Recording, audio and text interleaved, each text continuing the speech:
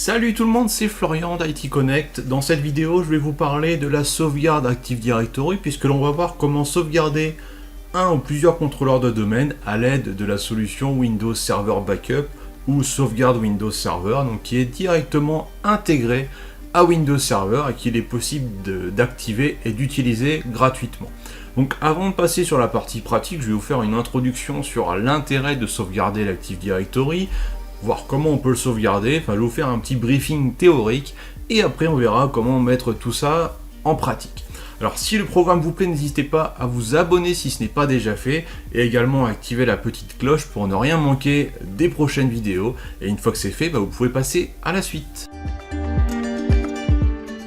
Alors je ne sais pas si c'est nécessaire de le rappeler, mais l'Active Directory est un service critique et qui tourne dans les entreprises où il est présent 24 heures sur 24, 7 jours sur 7, et si l'Active Directory il est hors ligne, on peut avoir des conséquences qui sont désastreuses dans le sens où on aura des services qui seront perturbés, on ne pourra plus s'authentifier sur les postes, on ne pourra plus accéder aux ressources, donc aux imprimantes, aux serveurs de fichiers, à des applications en fonction de ce qui est configuré dans votre infrastructure. On peut même imaginer que si vous avez un accès VPN basé sur l'authentification Active Directory, si l'AD n'est plus joignable, il est impossible de s'authentifier.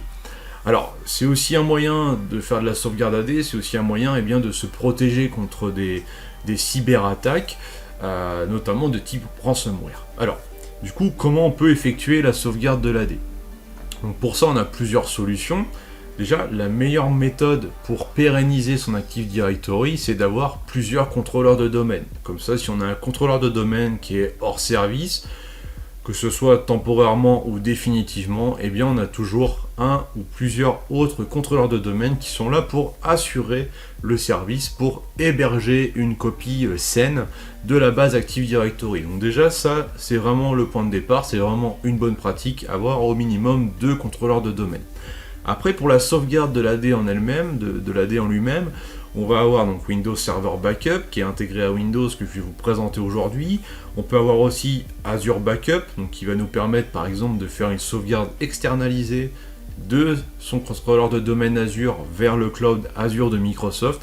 Et on a tout un tas de solutions de sauvegarde tierces comme Vim, Altaro, etc. qui vont être capables de sauvegarder l'Active Directory et notamment les machines virtuelles complètes. Quoi qu'il en soit, ce qui est recommandé qu'on ait un ou plusieurs contrôleurs de domaine, c'est de sauvegarder au moins une fois par jour 2 contrôleurs de domaine sur son infrastructure. Donc on peut se dire, mais si j'ai déjà Vim ou Altaro, c'est pas la peine de mettre en place Windows Server Backup. Après voilà, ça permet, on peut toujours mettre en place plusieurs solutions de sauvegarde. Ça plaira à ceux qui sont adeptes du principe ceinture bretelle. Et en plus, l'intérêt c'est que vous avez l'OS Windows Server, c'est Microsoft, l'Active Directory, c'est Microsoft, le logiciel de sauvegarde Windows Server Backup, c'est Microsoft aussi. Donc si vous avez un pépin, si vous avez besoin de récupérer un Active Directory qui est HS, au niveau du support Microsoft, ce sera beaucoup plus facile parce que vous avez tous les outils qui viennent de chez Microsoft, donc on ne pourra pas remettre en cause l'outil des uns et des autres. La sauvegarde de l'Active Directory, donc c'est une chose, c'est ce qu'on va voir après, mais qu'en est-il de la restauration? La restauration de l'Active Directory, dans tous les cas, ça reste une opération sensible, il y a des règles à respecter, et tout d'abord, il va falloir se demander qu'est-ce qui s'est passé. Donc, par exemple, on a plusieurs scénarios possibles. Est-ce que c'est un contrôleur de domaine hors service dans un environnement multi-contrôleur de domaine, mono-contrôleur de domaine? Est-ce que la base d'annuaire AD elle est corrompue ou purgée, ou peut-être que même par ailleurs, la base d'annuaire AD elle a été chiffrée par un ransomware.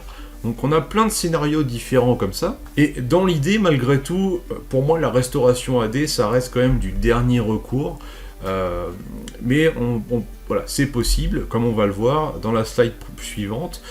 Donc on a après 2 types de restauration possibles, donc autoritative, non autoritative.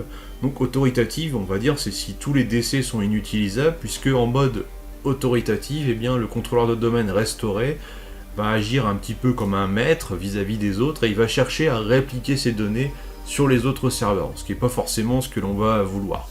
Par contre, le non autoritatif, on va restaurer un contrôleur de domaine, et il va être un petit peu en mode esclave, en écoute, puisqu'il va vouloir réceptionner les données des contrôleurs de domaine qui sont, quant à eux, toujours en ligne. Donc voilà, je vous ai mis après les réponses aux différents cas de figure donc, que j'ai cités en dessous. Même si moi, personnellement, quand j'ai eu à gérer un cas où j'avais un contrôleur de domaine HS, eh bien, généralement, je ne suis pas passé par une restauration, mais je suis plutôt parti du principe qu'il fallait mieux remonter un contrôleur de domaine de zéro, le réintégrer au domaine, le promouvoir en tant que contrôleur de domaine, et vraiment refaire les choses comme s'il s'agissait d'un nouveau contrôleur de domaine tout neuf, et après faire en sorte de supprimer l'ancien. Ça fonctionne quand on est sur un environnement avec plusieurs contrôleurs de domaine. Mais si on n'en a qu'un seul, eh bien vraiment la sauvegarde est inévitable pour pouvoir faire une restauration en cas de souci. Et dans le cas où l'on a besoin de restaurer la sauvegarde, on a aussi plusieurs possibilités. C'est donc redémarrer le serveur en mode récupération des services d'annuaire, ou aussi redéployer une nouvelle VM, mais en restaurant la sauvegarde dans la VM directement. Voilà. Donc ça c'était pour la partie présentation. Maintenant on va passer en démo où je vais vous montrer comment installer Windows Server Backup et comment le configurer pour sauvegarder un contrôleur de domaine.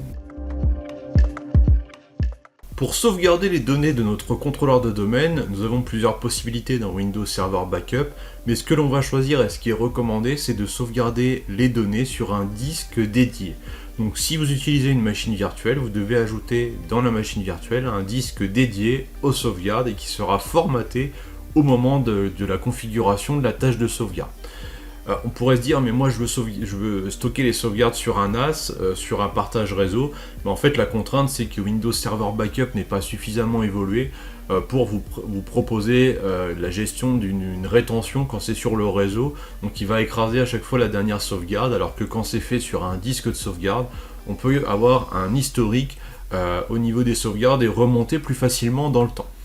En ce qui concerne donc ce fameux disque, eh bien, il faudra l'initialiser sur votre serveur. Ici j'ai un disque, voilà, je vais prendre celui-là, tiens, le disque P. Voilà, après donc il va falloir installer la fonction. Donc, pour installer la fonction, on peut le faire avec Windows Admin Center, avec PowerShell, avec le gestionnaire de serveur.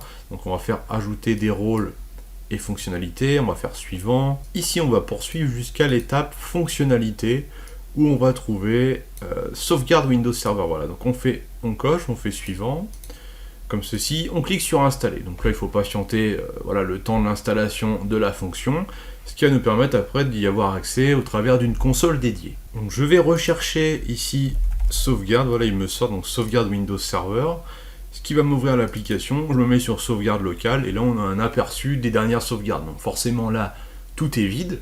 Donc on va cliquer en haut à droite sur planification de sauvegarde et on a un assistant qui va nous permettre de créer un job de sauvegarde. Donc on va faire suivant, on va sauvegarder le serveur complet, on va ensuite préciser à quelle heure on veut sauvegarder, effectuer cette sauvegarde, par exemple à 2h du matin tous les jours, pour respecter les précaux à ce sujet. Après vous mettez l'heure que vous voulez bien sûr, vous faites suivant, donc le type de destination, donc là on va bien prendre sauvegarder vers un disque dur dédié aux sauvegardes, on fait suivant et on va donc choisir le disque. Donc on va prendre le disque P qui est ici, on va faire OK et on va le cocher. On va faire suivant, donc là il nous dit que en fait le disque P sur lequel on veut stocker les sauvegardes, c'est un disque qui est intégré dans la sauvegarde puisqu'on a choisi de sauvegarder tout le serveur, donc c'est logique.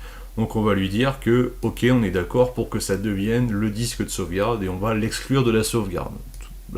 Là-dessus on est d'accord. Après il dit donc qu'il veut formater le disque pour vraiment en faire un disque dédié à la sauvegarde. Donc là encore on va dire oui. Voilà. Donc là on voit qu'au niveau de la sauvegarde, donc sur ce fameux disque, on aura donc l'état du système et l'ensemble des données. Et donc Windows Server Backup s'installe bien sur le serveur à sauvegarder. Ça n'est pas un serveur, un système externe qui va sauvegarder les machines virtuelles. On va cliquer sur terminer. Il va préparer le disque de manière à pouvoir stocker la prochaine sauvegarde dessus. Donc si vous avez une erreur que le disque n'est pas suffisamment grand, il faudra augmenter la taille du disque pour pouvoir accueillir la sauvegarde. Donc là il me dit OK, donc je vais faire fermer. Eh bien pour l'instant je n'ai pas d'activité ici puisqu'il n'y a pas eu encore de sauvegarde effectuée. Pour déclencher une sauvegarde manuelle, en fait, on peut aller ici sur sauvegarde unique, ou on peut également aller dans la gestion de l'ordinateur au niveau du planificateur de tâches, puisqu'on va voir qu'on va pouvoir retrouver la tâche planifiée liée à la sauvegarde Windows. Donc ici, dans le planificateur de tâches, donc dans Windows, puis dans Backup, on va avoir une tâche Windows Backup, donc à 2 heures tous les jours, ce qui correspond bien à ce qu'on vient de mettre en place.